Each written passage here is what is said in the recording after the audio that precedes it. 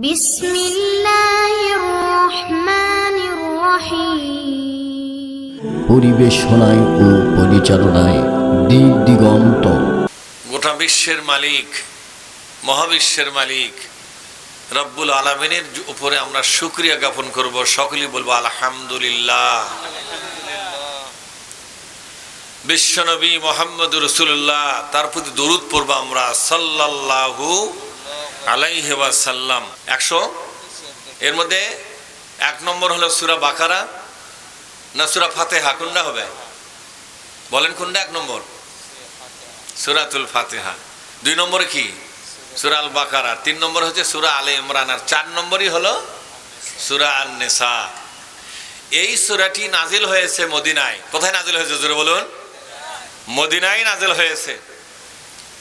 মদিনাতে বিশ্বনবী তখন রাষ্ট্রপতি হয়ে গেছেন, রাষ্ট্রের কোনো না কোনো দায়িত্ব গ্রহণ করেছেন। কেউ বিচারক হয়েছেন, কেউ ওসি হয়েছেন, কেউ মেজর হয়েছেন, কেউ কর্নেল হয়েছেন, কেউ সেনা প্রধান হয়েছেন। এইভাবে করে সমস্ত সাহাবাগণ একটা রাষ্ট্র পরিচালনার যে দায়িত্বের পদগুলো আছে সে পদগুলোতে তারা বসে পড়েছেন এবং তারা শাসন করা শুরু করেছেন। সুবহানাল্লাহ বলুন। কারণ বিশ্বনবী যখন মক্কা থেকে হিজরত করে মদিনার দিকে যান তখন কোন এক সময় হিজরতের হুকুম যেহেতু আগেই পেয়েছিলেন, কোন এক সময় কাবা ঘরে গিলাফ ধরে তিনি কান্না করেছিলেন। সুবহানাল্লাহ বাদ করুন। তিনি বলেছিলেন, রব্বি আদখিলনি মুদখালা সিদকিন ওয়া আখরিজনি মুখরাজা সিদকিন ওয়াজআলনি মিন লাদুনকা সুলতানান নাসীরা। বলুন আল্লাহু আকবার। আরো জোরে। এই পর্যন্তই শেষ নাকি ব্যাটারি ডাউন মারছে? নারায়ে তাকবীর। আল কোরআনের আলো। একটু হাত উঁচু করে বলা যাবে না দেখি? নারায়ে তাকবীর। এই তো ব্যাটারি তো ঠিক আছে। এই ছেলেটাকে পেছনে নিয়ে যান।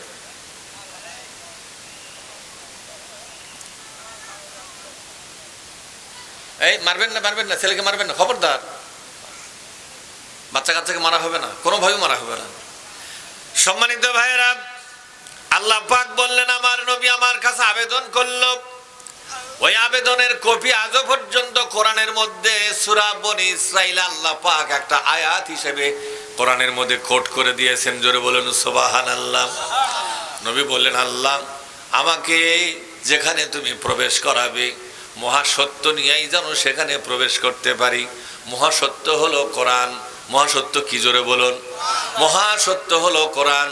মহাসত্য হলো কোরআনের আন্দোলন। মহাসত্য হলো জিহাদ ফি সাবিলিল্লাহ। এমন একটা আন্দোলন আমি মক্কায় করতেছি।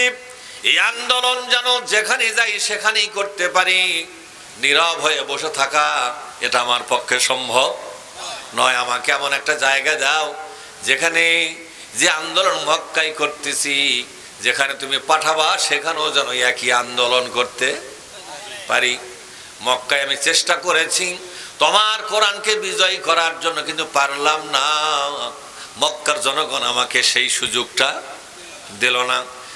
রব্বুল আলামিন তুমি আমাকে হিজরতের হুকুম জারি করেছো। আমি হিজরত মানে এখান থেকে বিদায় করে দিচ্ছ, অন্য জায়গায় পাঠাচ্ছ। যেখানেই পাঠাও আমি যেতে রাজি আছি, কিন্তু এই আন্দোলন সেখানেও যেন করে একটা ইসলামী রাষ্ট্র কায়েম করতে পারে আমাকে সেই তৌফিক তুমি দান কর। দেখছেন কত বড় দোয়া।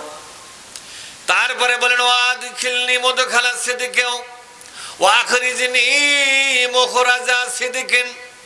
ইয়া আল্লাহ, কোন অন্যায়ের জন্য যেন আমার এখান থেকে বিদায় হওয়া না লাগে। একটা অন্যায় মাথায় পেতে নেব, সেটা হলো মক্কার জনগণ যেন বলে নতুন একটা রাষ্ট্র ব্যবস্থা কায়েম করতে চায়, ইসলামী রাষ্ট্র ব্যবস্থা কায়েম করতে চায়, কোরআনী রাষ্ট্র ব্যবস্থা কায়েম করতে চায়। এই জন্যই আমরা মুহাম্মদকে মক্কা থেকে বিদায় করে দিয়েছি। মক্কার জমিনে কোরআনের শাসন আমরা কায়েম করতে দেব না। এই অপরাধটা মাথা পেতে নেব, অন্য কোন অন্যায় অপরাধ আমি মাথা পেতে নেব না। বিশ্বনবী মদিনায় গেলেন, আল্লাহ পাক তার দোয়া কবুল করেছিলেন। জোরে বলুন সুবহানাল্লাহ। বিশ্বনবী মদিনায় যাওয়ার পরে কয়েকদিনের মধ্যেই মদিনার রাষ্ট্রপতি হয়ে গেলেন। একটা গণবৈঠকের মাধ্যমে বিশ্বনবী এখন কি হয়ে গেলেন জোরে কোন? মক্কায় ছিলেন বিরোধী দল, এবার নবী হয়ে গেলেন কি দল? সরকারি দল। মক্কায় যা নবী কি দল হলো বলেন? সরকারি দল। সরকারি ক্ষমতায় তিনি অধিষ্ঠিত হলেন, সাহাবাগণ সরকারি ক্ষমতা প্রাপ্ত হয়ে গেল। ঠিক এই সময়ে একটা রাষ্ট্র শাসনের জন্য যে নীতিমালা দরকার, রাষ্ট্রের ভিতরে যে মুসলমানরা থাকবে তাদের দায়িত্ব কর্তব্য কি, এই রাষ্ট্রকে যেমন তৈরি করা সম্ভব, এটাকে পাহারা দিয়া সংরক্ষণ করাও খুব জরুরি। কি বলেন? স্বাধীনতা আনা তো খুব সহজ, কিন্তু স্বাধীনতা রক্ষা করাটা আরো কঠিন না? যেরকম করেন কিনা? স্বাধীনতা আপনি অর্জন করেন একটা ধাক্কা দিয়া, ভালো কথা, কিন্তু এই স্বাধীনতা পাওয়ার পর এই স্বাধীনতাকে ধরে রাখা এটা কিন্তু কঠিন সাধনার বিষয়। যে পরিমাণ শক্তি প্রয়োগ করেছিলেন, যে পরিমাণ ত্যাগ স্বীকার করেছিলেন আপনি স্বাধীনতার জন্য, তার চাইতে আরো বেশি বেশি শক্তি এবং ত্যাগ আপনাকে স্বীকার করতে হবে স্বাধীনতা রক্ষা করার জন্য। স্বাধীনতা রক্ষা করতে না পারলে এই স্বাধীনতার কোনো মূল্য থাকবে না, ঠিক না? ঠিক এই সময় এই সূরাটি আল্লাহ নাযিল করলেন, তার মধ্যে আল্লাহ তাআলা এই আয়াতটা দিয়েছেন। জোরে বলুন সুবহানাল্লাহ। খারাপ লাগতেছে? কি হলো, কোন খারাপ লাগতেছে? ওই যে পেছনে যারা অর্ধেক লোক ওই দিকে বসা আছে, আমি অনুরোধ করবো আপনারা একটু আমাদের কাছাকাছি আসেন, একটু সামনের দিকে আসেন তো। আসা যায়।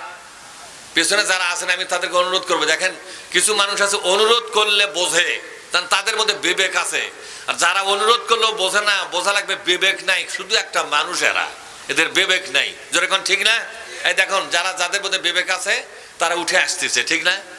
আর যাদের বিবেক না, দেখবেন ওরা জীবন গেলেও টাইনে আপনি তুলতে পারবেন না। মনে হবে যে পেশাব পায়খানা করে উঠি ম্যাকে ফালাছে, উঠলেই সমস্যা হবে, ঠিক না? এটা কি প্রধান বক্তা, দ্বিতীয় বক্তা, তৃতীয় বক্তা যখন মঞ্চে থাকে তখন আপনার তার আনুগত্য করা আপনার জন্য জরুরি, ঠিক না? ব্যারিক জোরে কর, আপনি কেন উঠবেন না? ভাইরা আমার, আল্লাহ পাক ক্ষমতাসীনদের জন্য, ক্ষমতায় যারা থাকে তাদের জন্য হুঁশিয়ারি সংকেত দিলেন, ওয়ার্নিং দিয়ে দিলেন এই আয়াতের মাধ্যমে। আল্লাহ পাক বলে দিলেন, ও ক্ষমতাসীনরা ভালো করে শোনো, 2 দিনের ক্ষমতায় যারা বসেছ তারা ধরাকে সরাজ্ঞান করো না। তোমরা যারা ক্ষমতায় বসেছ তারা মনে করো তোমরা হলো দেশের খাদেম। তোমরা কি? তোমরা মানুষের খেদমত করবে, দেশের খেদমত করবে, এ দেশের সকল মানুষের জন্য তোমরা নিজেকে বিলিয়ে দিবে, ত্যাগ স্বীকার করবে, ঠিক না? কিন্তু নিজের এই দেশের মালিক হওয়া তোমাদের যাবে না, যেহেতু মালিককে। কোনো ব্যক্তি যদি মনে করে আমি দেশের মালিক, তাহলে আল্লাহর উপরে হাত বাড়ালো কেনা? জোরে এখন আল্লাহ কোরআনে বারবার বলেছে, এই দুনিয়ার সব ইঞ্চি জাগার মালিক হলেন আমার আল্লাহ রব্বুল আলামিন। লাহু মা ফিস সামাওয়াতি ওয়া মা ফিল আরদি, আকাশ আর জমিনে যা আছে সবকিছুর মালিকানা কার? লিল্লাহি মা ফিস সামাওয়াতি ওয়াল আরদ, আসমান আর জমিনে যা আছে সবকিছুর মূল মালিক আমার আল্লাহ। এর মধ্যে কারো কোনো মালিকানা নাই। রাজা হও বা বাদশাহ হও, তোরা মালিক নয়। তোমরা হলো জনগণের সেবক, তোমরা হলো জনগণের খাদেম। খাদেম ছাড়া অন্য কিছু নয়। কথাগুলো কার? আরো জোরে বলেন, কথাগুলো কার? ভাইরা আমার, আল্লাহ পাক বলেন, ক্ষমতাসীনরা শোনো, ক্ষমতা তোমাদেরকে দিয়েছি খেদমত করা বাদ দিয়া, মানুষের সেবা করা বাদ দিয়া, মানুষের কল্যাণ করা বাদ দিয়া, মানুষের কল্যাণ করা বাদ দিয়া। মাহফিলে কথা বলতেছি, 2 ঘন্টা পর কথা বলেন। ভাইরা আমার, মানুষের খেদমত করা বাদ দিয়া নিজেরাই যদি পেট ভরাও আর পকেট ভরাও, ঠিক না ব্যাটিক জোরে কোন? নিজেরাই যদি পেট ভরাও আর পকেটটা যদি ভরাও, ভবিষ্যতের জন্য যদি সঞ্চয় শুরু করো, ক্ষমতা চলে গেলে কি করে খাবো, এজন্য টাকার পাহাড় যদি তৈরি করো, ঠিক না?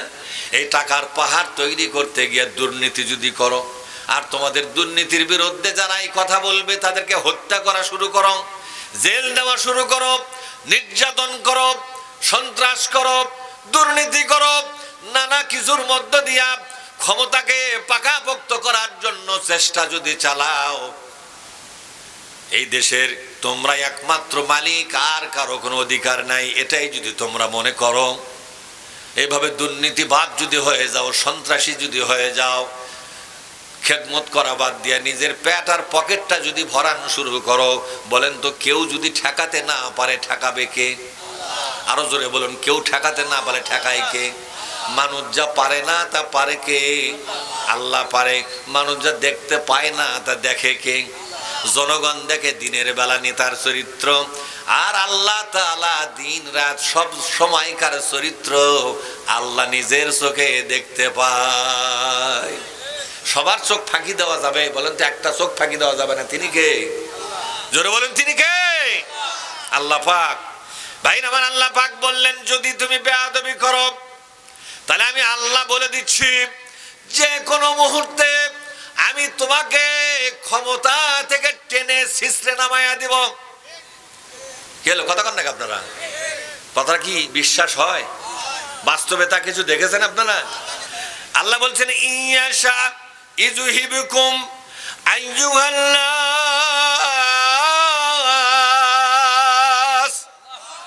এ দুনিয়ার মানুষেরা শোনো শোনো, এই মহাবিশ্বের মালিক রব্বুল আলামিনের নীতি শুধু মুসলমানদের জন্য নয়, এই দুনিয়ার সব মানুষের জন্য একই নিয়ম, একই পদ্ধতি, একই সুন্নত, একই সিস্টেম, একই কারবার।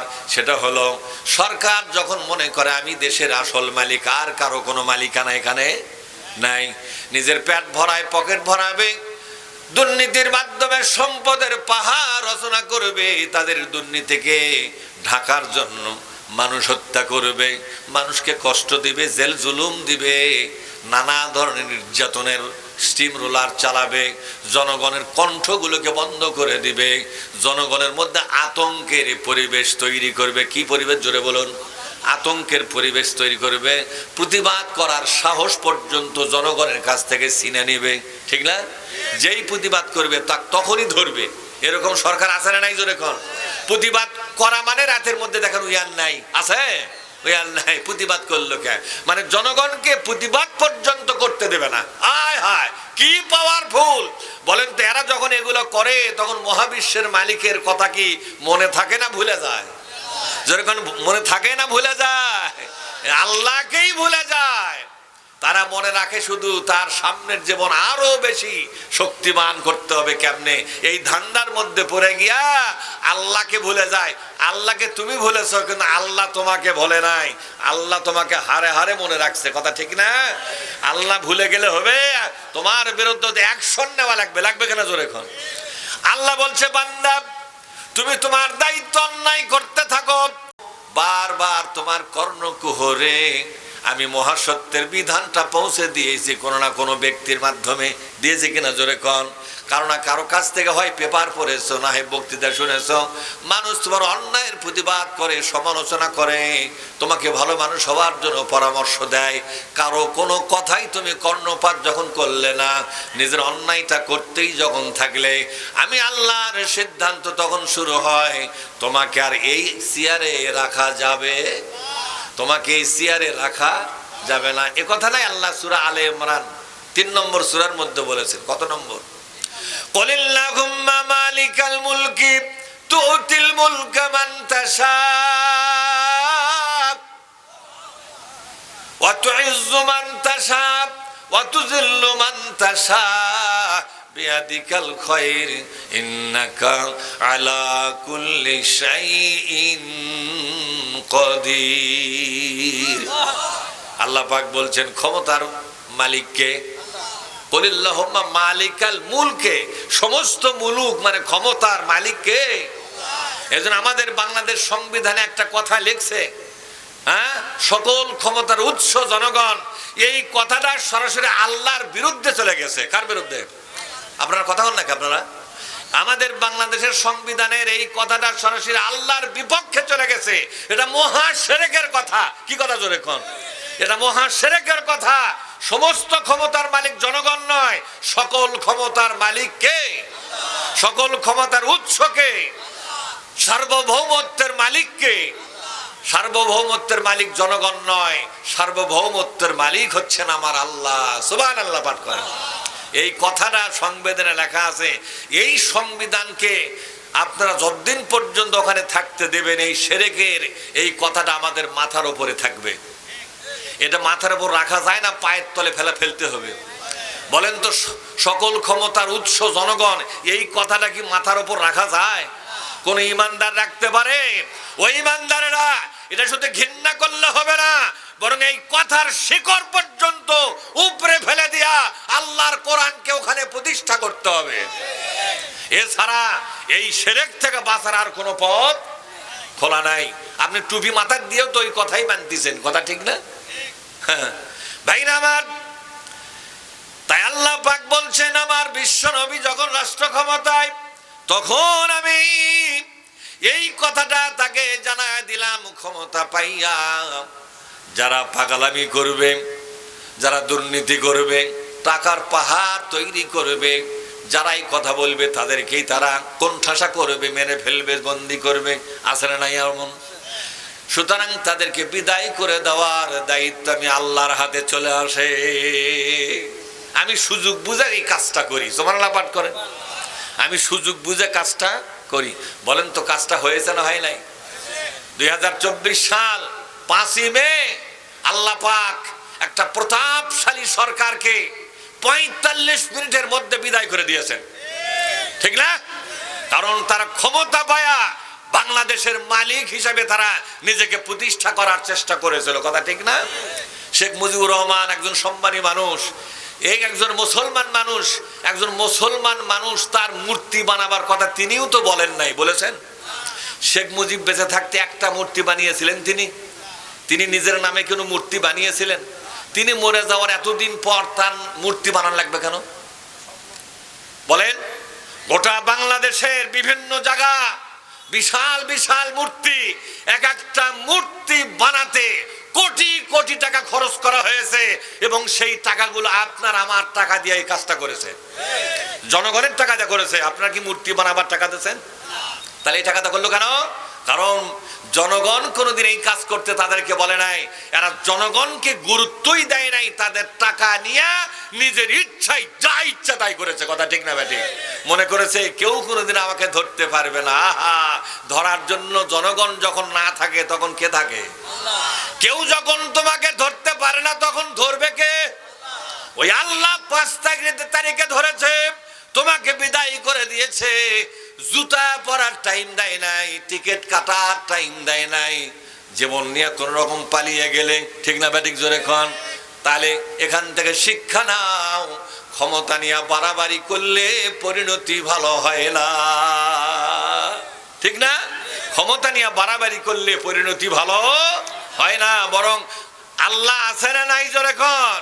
এতে প্রমাণ হয় মহাবিশ্বের মালিক আজও আগের মতোই মহাশক্তিমান, তার শক্তির কোনো কমতি আছে? এ কথাটাই তো আয়াতুল কুরসির মধ্যে আমরা পড়ি প্রত্যেকদিন, সকাল বিকাল দুপুর রাত 5 ওয়াক্ত নামাজই পড়ি কিনা? জোরে আল্লাহু লা ইলাহা ইল্লা হুয়াল হাইয়ুল কাইয়্যুম। হাইয়ুল কাইয়্যুম, তিনি চিরন্তন, চিরদিন বেঁচে থাকবেন, তার মৃত্যু নাই। আছে মৃত্যু? আল্লাহর কোনো মরণ নাই। ওই যে আল্লাহ আছে এবং থাকবে, ভবিষ্যতেও আল্লাহ, বর্তমানেও আল্লাহ, আপনার অতীতেও আল্লাহ। আল্লাহ ছাড়া কোনো কিছুই নাই। আল্লাহ থাকবেন আল কাইয়্যুম, তার ক্ষমতা চিরকাল প্রতিষ্ঠিত। কাইয়্যুম মানে কি? কায়েম। আল্লাহর ক্ষমতা চিরকাল প্রতিষ্ঠিত, তার ক্ষমতা মুহূর্তের জন্য কোনো কমতি নাই। তার যা ক্ষমতা, সেই ক্ষমতার মহিয়ান গরিয়ান, সেই মহান প্রভুর সম্মান আর মর্যাদার মাপ অনুযায়ী তার ক্ষমতা। জোরে বলুন সুবহানাল্লাহ। আল্লাহ পাক বললেন, তোমাদের বিদায় করে দিয়া ওয়ায়াতি বিআখরিন, আমি এরপরে তোমাদেরকে বিদায় করে দিয়া অন্যদেরকে তোমার চেয়ারগুলো দান করব। বলেন তো, ডক্টর ইউনূস লাঞ্ছিত হচ্ছিল কিছুদিন আগে, ঠিক না? তার কোনো দাম নাই, এ নাই সে নাই, রাস্তায় পড়েছিল। রাস্তায় পড়ে থাকা মানুষটাকে উঠায়া চেয়ারে বসালেন কে? জোরে বলেন, চেয়ারে বসালেন কে? এ লোকটার তো কোনো মূল্য ছিল না। ভাইরা আমার, ঝড় যখন ওঠে, বাতাস যখন জোরে শুরু হয়, রাস্তায় পড়ে থাকা পাতাগুলো রাস্তায় থাকে না, উড়ে ওঠে। জোরে কোন, রাস্তায় থাকে না, উড়ে ওঠে।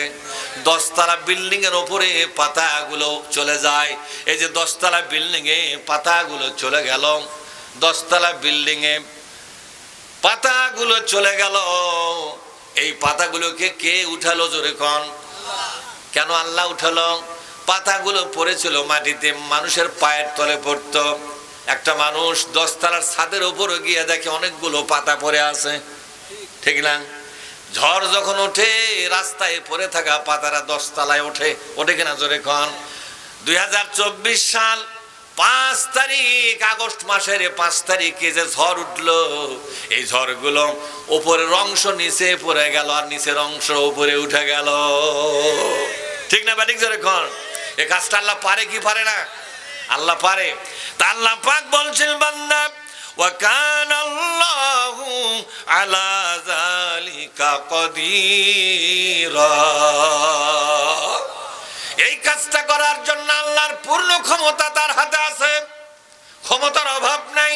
এটা তার জন্য সহজ, এটা তার ক্ষমতার মধ্যেই পড়ে। শুধু তাই নয়, আল্লাহ পাক বলছেন, মান কানা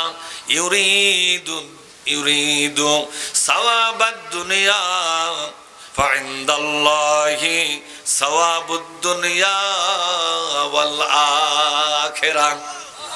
আল্লাহ পাক বলছেন, শুধু দুনিয়া যারা চায় এরা বোকা, এরা কি? জোরে কোন, কথা কয় না রে। শুধু দুনিয়া যারা চায় তারা কি? বোকা। বরং আল্লাহর কাছে দুনিয়াও আছে, আখিরাতও আছে। আপনারা কয়টা চাবেন? এই বাংলাদেশে কিছু রাজনীতিবিদ, তারা রাজনীতি করে পেটের জন্য, করে কিনা? জোরে কোন। এদের রাজনীতি হলো পেটের জন্য। কিসের সেবা? দেশের মানুষের সেবাই যদি করবে, তাহলে রাজনীতি ক্ষমতা বসার পরে তাদের আঙ্গুল ফুলে কলা গাছ হয় কেমনে? তাহলে বোঝা গেল দেশের মানুষের সেবা করবে, এটা হলো ফোকাস মার্কা কথা। আসল কথা হলো, তোমরা সবাই মিলে আমাকে ক্ষমতায় বসাও, আমার যত লোন আছে লোনগুলো শোধ করব, বড় বড় বাড়ি বানাবো, সুইস ব্যাংকে টাকা জমা করব, বড় বড় ব্যাংকে টাকা জমা করব, বাক্সের ভেতর মাটির ভেতর টাকা জমা করে করে টাকার পাহাড় তৈরি করব, সোনা কিনবো, জমা করব। কারণ 2 দিন পর ক্ষমতা চলে গেলে সারা জীবন যেন 14 গোষ্ঠী বসে বসে খাবার পারি। ওরা দেশের মানুষের সেবা করার জন্যই রাজনীতি করে না, রাজনীতি করে পেট আর পকেটের জন্য। ওদের রাজনীতির মধ্যে রাজনীতি পাবেন, ইসলাম পাবেন না। ইসলাম মুক্ত রাজনীতি, ধর্ম মুক্ত রাজনীতি ওরা পছন্দ করে। করে কি করে না? জোরে কোন। 17 বৎসর, 15.5 বৎসর ওরা ক্ষমতায় ছিল। 15.5 বৎসরের ভিতরে জুত মতে বলতে পারি না। জোরে কোন, পারছি নাকি? যে এমনকি মসজিদের ভিতরেও খুতবাতেও আমরা সঠিক কথাটা বলতে পারি নাই। খুতবারত অবস্থায় ইমামকে গ্রেপ্তার করা হলো, ঠিক না ঠিক? মাইক কেড়ে নেওয়া হয়েছে, নেওয়া হয় নাই? দেখেন না আপনারা, মাইক কেড়ে নিয়েছে ও বহু মাহফিলে। তার কারণ হলো, যারা ধর্ম বাদ দিয়া রাজনীতি করে, তারা যখন ধর্মীয় রাজনীতির কথা কানত পড়ে, তখন তারা বুঝতে পারে আমাদের মৃত্যু ঘন্টা বেজে গেছে, ঠিক না ব্যাটিক? জোরে কোন। আগে তো মিশরের বুকে ফেরাউন ধর্মবিহীন রাজনীতি করে ক্ষমতায় গেল। যেই না মুসা নবী এসে বলল, এই মিশরের বুকে তোমার কোনো নীতি চলবে না, যার নীতি চলবেন তিনি কে? আল্লাহর নীতিতে মিশর চলবে, মিশরের সংসদ চলবে, নেতৃত্ব তৈরি হবে। যারা মিশরের নেতা হবে তারা 2টা গুণের অধিকারী হবে। জোরে কোন, কয়টা গুণ? আরো জোরে কোন, কয়টা? তাওরাত কিতাবের মাধ্যমে 2টা গুণের মানুষ তৈরি করা হলো। 1 নম্বর গুণ হলো তাদেরকে দিনদার বানানো হলো, আল্লাহর ওলি বানানো হলো। আর একটা গুণ হলো তারা হলো সৎ এবং যোগ্য। জোরে বলুন, সৎ এবং সৎ হলেই হবে না, যোগ্য হওয়া লাগবে। কথা কয় না রে, সৎ হলেই হবে না, যোগ্য হওয়া লাগবে। 35 নম্বর সূরা আল ফাতিরের মধ্যে আল্লাহ বলে দিলেন, কোন সূরা? কত নম্বর সূরা? 35 নম্বর সূরা আল ফাতিরের ভিতরে আল্লাহ রাব্বুল আলামিন বলে দিলেন, ও বান্দা, আমার কথাগুলো ভালো করে শোনো। ওয়ালাকাদ কাতাবনা ফিজ জাবুরি মিন বাদিজ যিকরি আন্নাল আরদা ইয়ারিসুহা মিন ইবাদিয়াস সালিহুন। আমি আমার কিতাবের ভিতরে সমস্ত উপদেশগুলো দেওয়ার পরে, সমস্ত নসিহতগুলো দেওয়ার পর, সমস্ত ইবাদত বন্দেগীর কথাগুলো বলে দেওয়ার পর আর একটা অধ্যায়ে চূড়ান্ত সিদ্ধান্ত জানিয়ে দিয়েছি, সেটা হলো শাসন ক্ষমতা থাকবে ওই সমস্ত লোকদের হাতে যাদের মধ্যে দুইটা গুণ আছে। যেরকম কয়টা? ইবাদিয়াস সালিহুন, দুইটা গুণের লোক। একটা হচ্ছে দিনদার ইমানদার পরহেজগার, আর একটা হচ্ছে রাষ্ট্র শাসন করার জন্য সৎ এবং যোগ্য। কয়টা হলো যেরকম? রাষ্ট্র শাসনের জন্য কি? সৎ এবং যোগ্য। আর একটা হলো দিনদার ইমানদার পরহেজগার। এদের হাতে রাষ্ট্র থাকবে। এই ফয়সালা কে দিলেন? যেরকম কথা কয় না রে, ফয়সালা কে দেবেন? বিশ্ব নবী তো কাবার গিলাফ ধরে বলেছিলেন, আল্লাহ ওয়াজআলনি, বলেন ওয়াজআলনি মিন লাদুনকা সুলতানান নাসিরা। হে আল্লাহ, আমাকে তুমি রাষ্ট্র ক্ষমতা দান করিও। তুমি যদি রাষ্ট্র ক্ষমতা আমাকে না দাও, তুমি যে কোরআন দিয়েছো, এই কোরআনের মধ্যে তো শুধু নামাজ নাই, রোজা নাই, হজ নাই, যাকাত নাই, আরো তো বিধান। কতক্ষণ নাকি আপনার আরো বিধান আছে না নাই? আরো অসংখ্য বিধান তুমি দিয়েছ। এতগুলো বিধান আমি তো ক্ষমতা না পেলে আমি এই বিধানগুলো চালু করতে, ক্ষমতা থাকবে বান্দরের হাতে, নবীর হাতে থাকবে কোরআন। এই কোরআনের কোন বিধান তো বান্দর মার্কা শাসক তো চালু করবে না। যেরকম করবে নাকি? এজন্য ক্ষমতায় বসতে হবে।